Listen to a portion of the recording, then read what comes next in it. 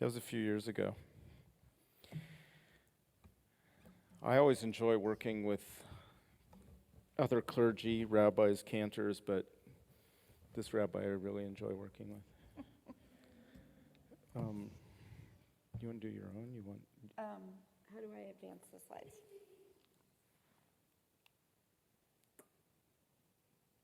There, Okay. that should do it. Got it. Okay. Shabbat shalom, everybody.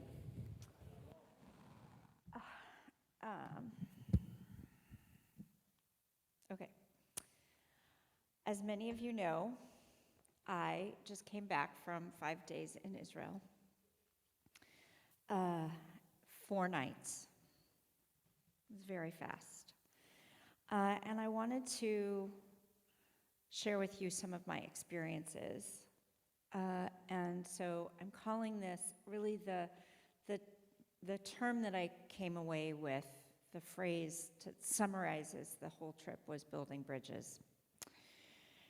So when I landed at Ben Gurion Airport on Friday afternoon, we were the last plane to land before Shabbat. It was about 2 o'clock.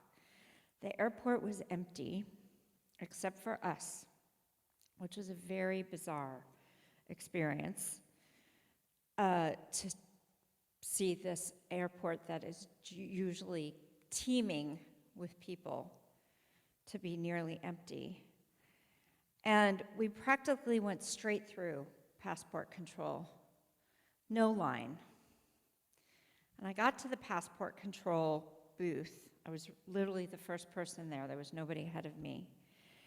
And the young man behind the glass in the booth said to me, "Why are you here?" And I said, which is really unusual because usually when you go through passport control, they just go stamp, stamp, stamp, stamp, stamp, stamp, and they push you through, right? But there was no line. So, "Why are you here?" And I said, "I'm here to hear stories and to bear witness and to hug my friends and to learn." And he said to me, "So new, ask me a question. What do you want to learn?" And I looked at him and I said, "How are you?" And he said, "Today is my first day back. I was in Gaza for 3 months, and I'm good, and morale is high, and we're strong, and we're going to make it through." And that's how, and I started to cry. And that's how my trip began. And on the last day of my trip, I had a couple hours free to do a little bit of shopping. So I went to one of my favorite vendors in Machane Yehuda in Jerusalem, which is the Israeli marketplace in Jerusalem. And I'm buying a whole bunch of little things just because I want to spend money and support the economy, which is hurting. And the vendor in this shop in Machane Yehuda is probably a 70-year-old man, probably of Mizrahi descent. He's kind of got dark skin. He's a big guy with a kippah on, and he's selling kippot, and he's selling jewelry, and he's selling candlesticks and all these things. And I'm buying a whole bunch of little things, and he's ringing me up, and he says, "Ein lanu milim bishvil zeh." We have no words for this. And he starts to cry, and I start to cry, and he says, "What are we going to do? How are we going to get through this? This is so hard. Our children, our children, our children." And that's how I ended my trip. So our tour guide said to us, "We're here for 3 things. We're here to hear, we're here to hug, and we're here to help." And that's what we did.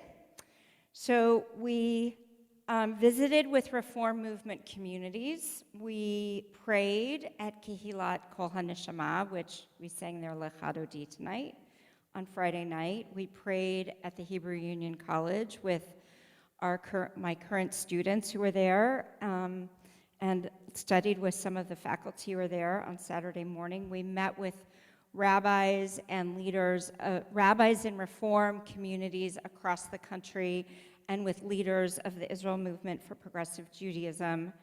We visited schools. We were a group of Jewish educators, and we visited schools. We visited the Tali School in Jerusalem in the neighborhood of Beit Vagan, and Tali schools are Israeli public schools that are grounded in progressive Jewish values and were founded by Reform Jews in Israel. So there's a series, a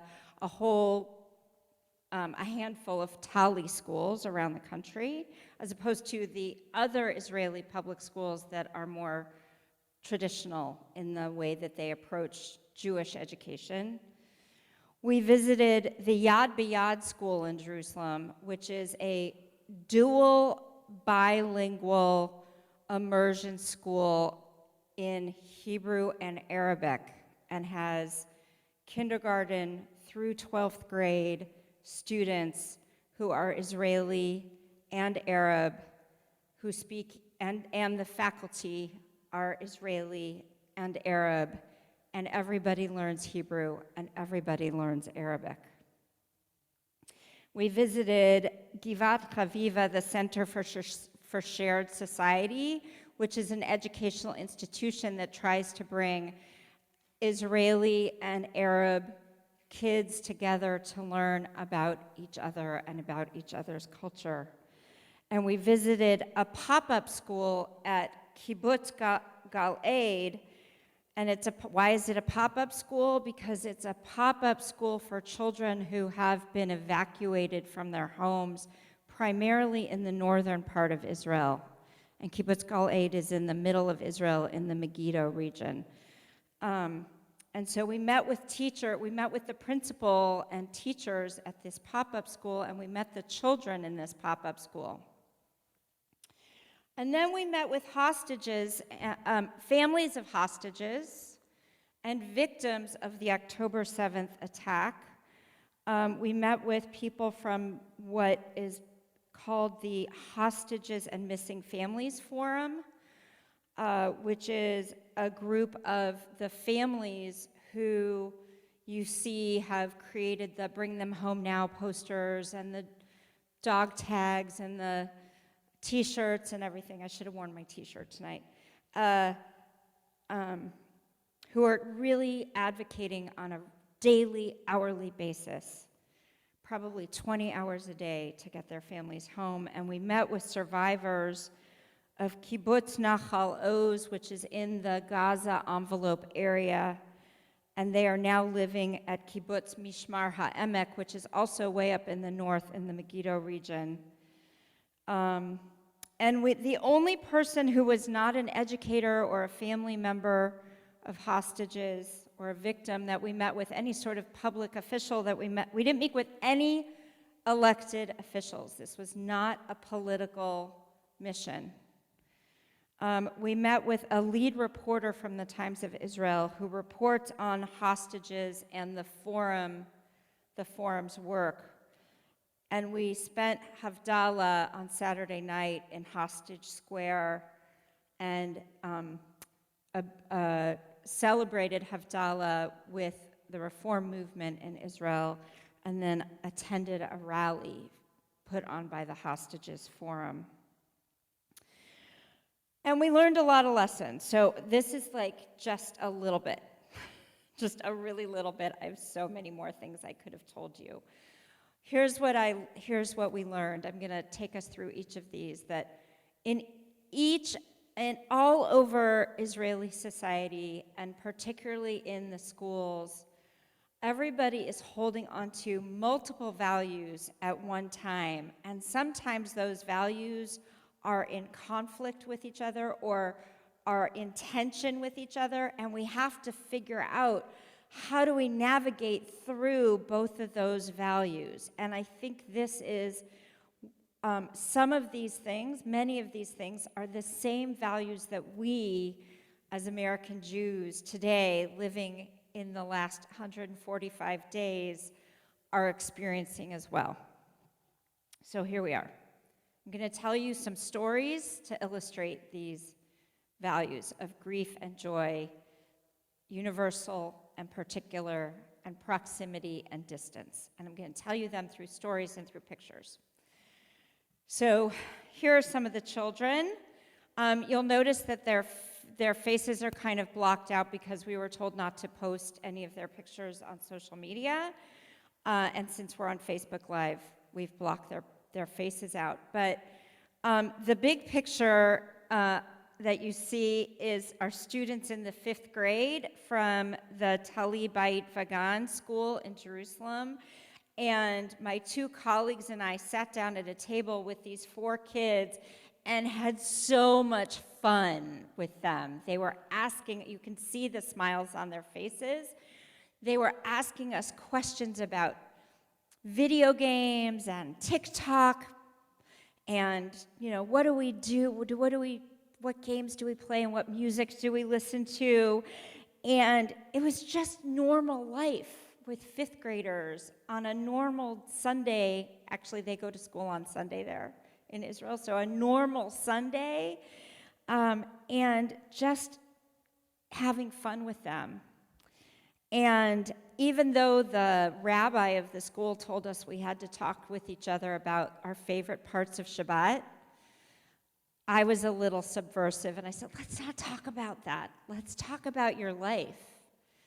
And they told us about their lives and what they do for fun, and then they started asking us about our lives. And then the rabbi brought us all together and said, okay, let's start talking.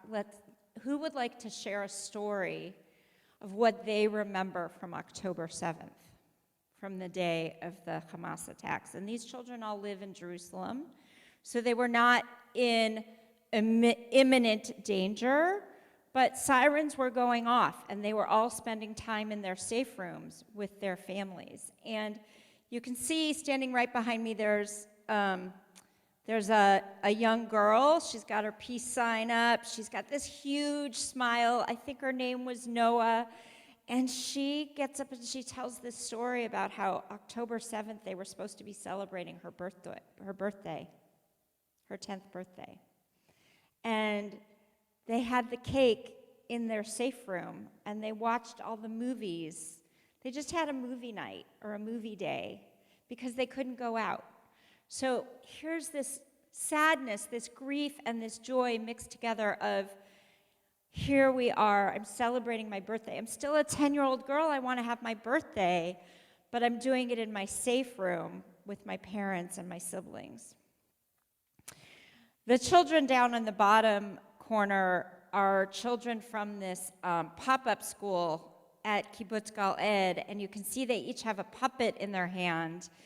And one of the, every puppet is a different animal, and we leaned over and we said, teach us the names of the animals that are your puppets, and it was really fun because one of them, you can't actually see it, but made me think of our friend Jonathan Terry because one of them was a capybara. And one of them is a hedgehog, and one of them is a frog. And the teachers are using these puppets to help the children process what they're experiencing, right? They're doing a lot of drama therapy and art therapy with these children. And then the children up in the top, these kids, these boys, they were like 12-year-old or 13-year-old boys sitting on beanbag chairs. Each of them has a laptop in their hands. And they're in a computer gaming sort of hug, right? Learning how to create video games. And we're talking to them, and somebody asked them, how does school here on this pop-up school in this kibbutz, how does it compare to your normal school? And they, being the age they were, say, well, we like this one better. Well, why do you like this one better? Well, the lessons are shorter and easier, and recess is longer, and I feel safe here. Right? So the children are balancing this grief and joy. And we see that Israeli life is beginning to return to normal. At Congregation Kol HaNeshama, the rabbi told us, families are beginning to schedule their B'nai Mitzvah again. At some point, they stopped. They said, we're not going to have any B'nai Mitzvah. You know, in Israel, you don't have to schedule your Bar Bat Mitzvah like 3 years in advance because everybody knows the Hebrew already and they know the prayers. And so they only schedule it like 3 months in advance. Well, so they're starting to schedule them again. So that's grief and joy. Oop, I went the wrong way. Universal and particular. So this big picture on the big picture on the left, if you recognize the script, you'll see that the poster on the left has Hebrew that is slowly transforming into Arabic. And then the poster on the right is the opposite. It has Arabic that's slowly transforming into Hebrew. And the word that it says is demokratia, democracy. So this is the Yad B'Yad school, which I said is the bilingual Hebrew and Arabic school. And this school really helped us realize this tension between sort of the universal of trying to learn what it means to be a person living in this neighborhood of Israel and Palestine and being neighbors with each other, and at the same time, the particular of understanding who we each are in our own communities and our own cultures and families.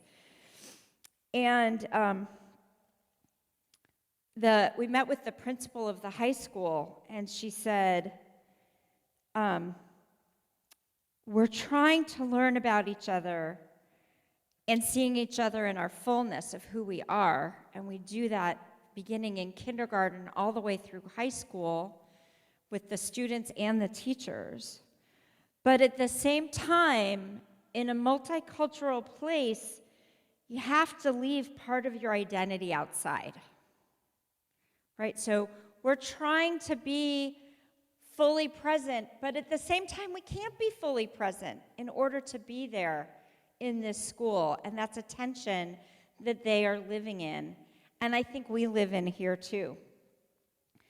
At Givat Chaviva, you can see down in the bottom right, that is Muhammad Darwashe, who is the director of strategy at Givat Chaviva.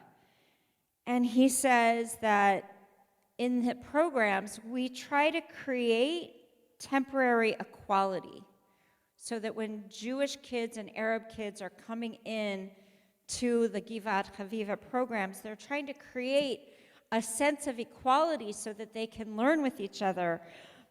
But that's challenging because when they leave that property, they go back out into the real world where there is no equality or very little equality.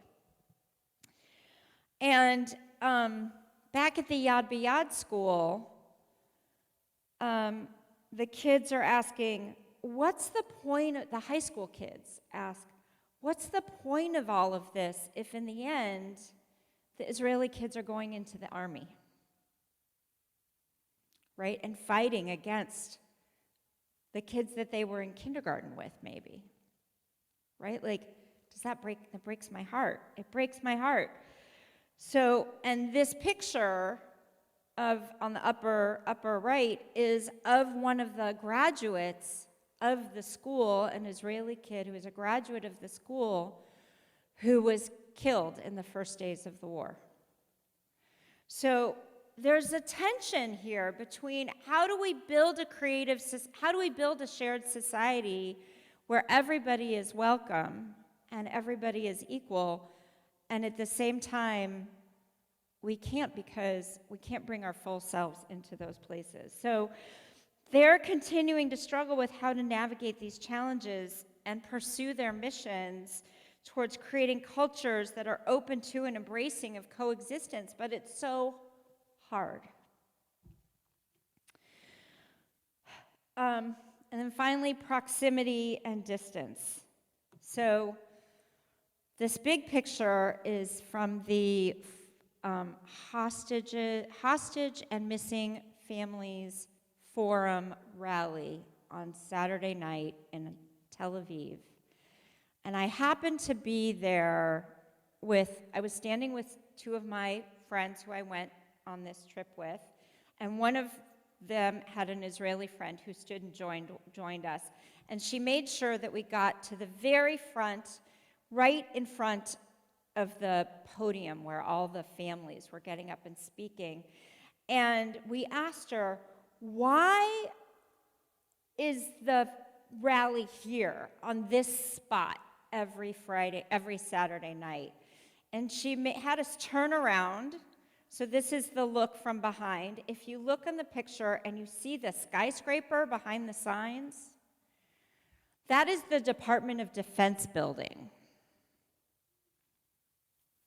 in Tel Aviv. So the families stand there facing this Department of Defense building, yelling at members as if they're there on Saturday night, pleading for their families. And there are thousands of people there every night, every Saturday night, and they're telling the stories of their family members who are being held hostage. In the upper right-hand corner is Keith, the older man, is Lee Siegel, and that is his son next to him. Lee's brother is Keith Siegel, who is one of the hostages, and his wife was also held hostage. They were held hostage for 50 days together.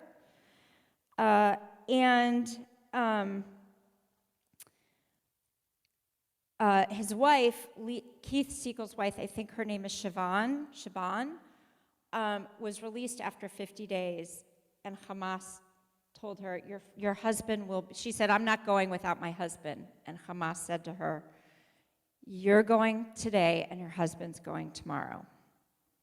Well, that was 90 days ago or something like that, right? He's still there. And these are American citizens.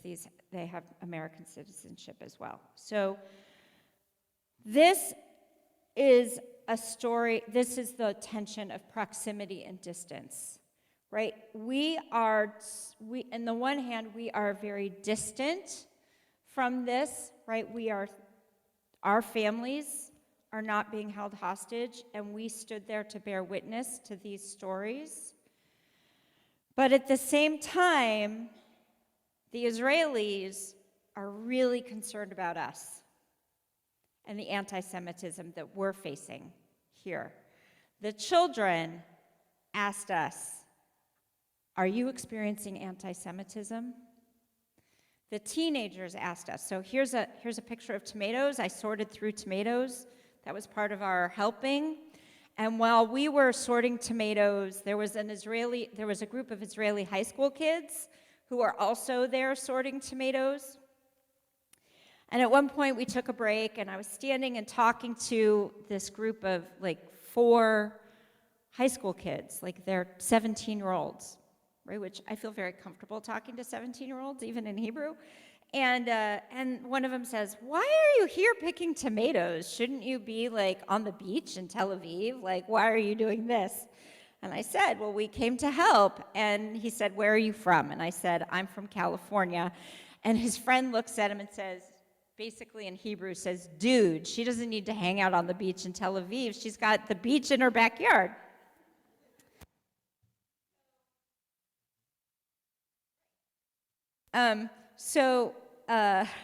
Then he says to me, do you see the anti-Semitism going on? It's just in New York, right? And I said, dude, no. It's not just in New York. It is everywhere.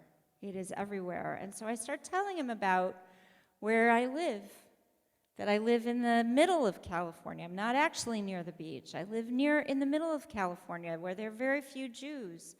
And we see anti-Semitism and we experience it, and it's happening on a regular basis. It even is in the news today, right? I just opened the Bee right before I came here, and there's more anti-Semitism in our city today. So proximity and distance. We are each experiencing challenges.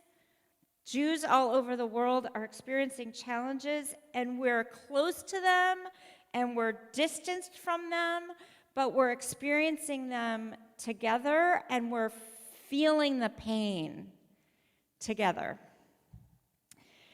And that is really, really hard. And educators, when we experience these, educators are asking the same questions about how to address these issues with our students, right? We as teachers of young children or teachers of adults or parents are asking the same questions. How do I talk about the war with my child? Should we be teaching about the war in our classrooms? Should we be teaching about anti-Semitism, and how do we do that? How do we help our children who are facing traumatic experiences, whether it's being threatened in real life by war or terrorism, or by the fear of that possibility, right? Our children in Israel are afraid of terrorism, and children here in the United States are afraid of random gun violence. They're not that different. So, what do we take away? I'm not really telling a very happy story, am I? So one teacher said to us, we cannot tikkun olam this away, right? We have really hard work to do, and Jewish education can't only be about Jewish joy and Jewish pride, and we really have to grapple with the really hard issues. All of us have to, no matter what age we are, and as educators, that's really hard. But now more than ever, here's my words of comfort and hope. That now more than ever, I feel a sense of Jewish peoplehood, and I think more Jews are as well, that we are facing similar challenges, and we can learn from and with each other, that we built connections with the educators in Israel, and we saw and we talked about how we're facing similar challenges, and we can be there for each other, with each other, to support each other. And we need each other at this time.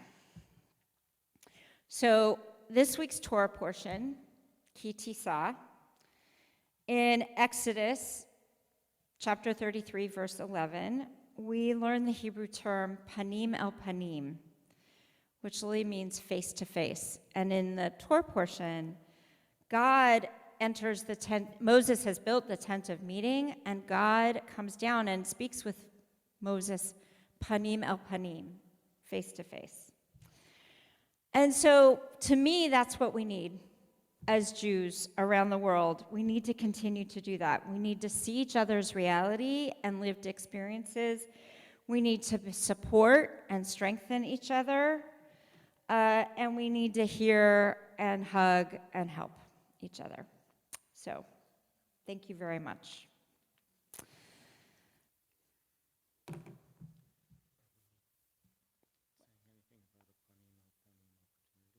Sure, you want me to? Yes. I'll say something. So, I meant to bring this picture up because this is the sunrise in Santa Monica before I left, on the day that I left, and the sunset over on the road from the bus, somewhere between Jerusalem and Tel Aviv, just like 36 hours later, and I was just struck by the light. So one of the other things that I came home with was a need to go back. And I said to Rick, you know that vacation that we were planning? Rabbi Rick, sorry. I said to Rabbi Rick, I said to Rabbi Rick, you know that vacation we were planning to take this summer? We're not going to that place anymore. We're going back to Israel. Because Israel needs us, and we need Israel, and we need those people, and we need to go, and we need to help.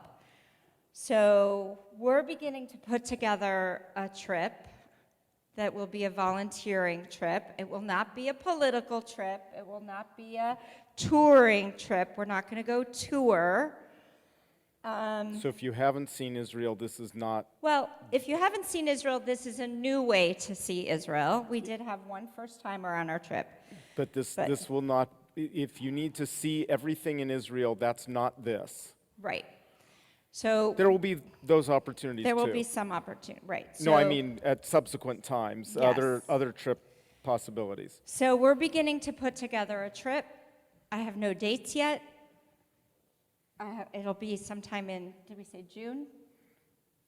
It's whenever our vacation It's whenever our was going to be. vacation was that I can't remember when we put it on the calendar. But June or July. it was either June or July. So it'll be hot, it'll be humid, but it will be helping, and it will be hugging, and hopefully it will be hearing as well. And the goal is to go and volunteer, whether we're picking grapes or picking fruit or Sorting tomatoes, because it will still be tomato season in the summer in Israel, because they grow tomatoes all year round. We're going to go and we're going to help. Witness. And witness. And hug. And I said that. You did. I'm saying it again. Okay. Thank you. So stay tuned. And let us know if you think it's realistically something that you might want to join us for. There aren't grants or subsidies for this. It's not going to be cheap. But if you're interested, it's going to be a relatively short trip. If people want to stay on and do their own thing afterward, that's going to be up to them. But we really want to make it happen. And if you want to stay on, there are hundreds of tour guides who are right now out of work. So part of our going is to help with agriculture and whatever work needs to happen. And part of our going is also to help the economy and help the people, because the people are suffering. Restaurants are closing. All of the things are that. Just imagine all the things that happened during COVID are happening again because of the war. So. Thank you.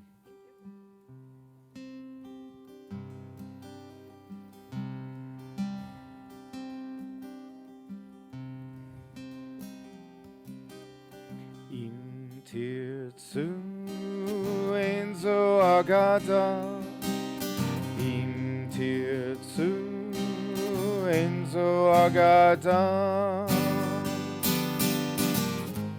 להיות עם חופשי בארצנו, בארץ ציון וירושלים, להיות עם חופשי בארצנו, בארץ ציון וירושלים. So long as still within the inmost heart a Jewish spirit sings, so long as the eye looks ever eastward, gazing towards Zion, our hope will not be lost. A hope of 2,000 years to be free in our own country, the land of Zion, Jerusalem. Im tirtzu ein zo agada, im tirtzu ein zo agada, להיות עם חופשי בארצנו, בארץ ציון וירושלים, להיות עם חופשי בארצנו, בארץ ציון וירושלים, ירושלים, ירושלים.